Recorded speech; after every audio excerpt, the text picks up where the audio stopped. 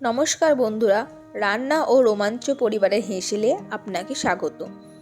আজ নিয়ে হাজির হয়েছি এক অন্য রকমের ম্যাগি রেসিপি।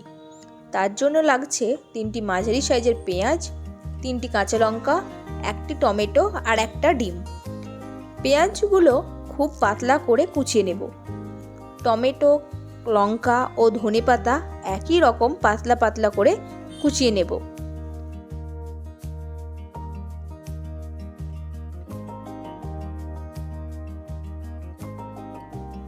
কড়াই গরম হয়ে আসলে 3 টেবিল চামচ তেল দিয়ে দেব।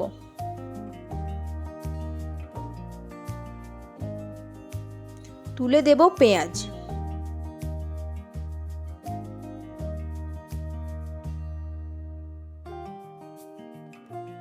তুলে দেব কাঁচা লঙ্কা। বাদামি হওয়া পর্যন্ত অপেক্ষা করব। তারপর টমেটো দিয়ে পরিমাণ মতো লবণ দিয়ে দেব, তাতে টমেটো তাড়াতাড়ি গলে যাবে।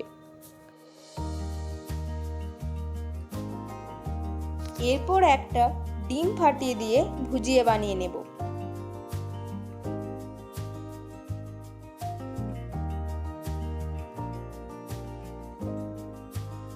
তার ওপর দিয়ে দেব 2টি ম্যাগি।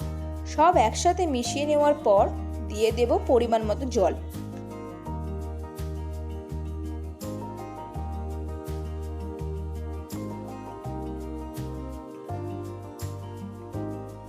হাফ চা চামচ পরিমাণ জিরে গুঁড়ো, হলুদ গুঁড়ো, 1 চা চামচ পরিমাণ ম্যাগি মশলা দিয়ে সময় নিয়ে হাই ফ্লেমে মিশিয়ে নেব।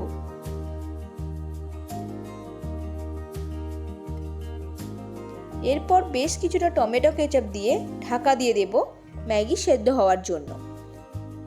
2 মিনিট পর ঢাকা খুলে জল শুকিয়ে আসা পর্যন্ত ভালোভাবে নেড়ে নেব।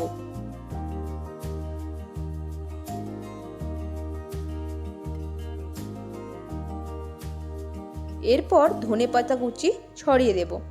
গ্যাস বন্ধ করে কিছুক্ষণ রেখে দিলেই তৈরি এক ভিন্ন স্বাদের রেসিপি মশলা ম্যাগি। ভালো লাগলে পাশে থাকবেন। ধন্যবাদ।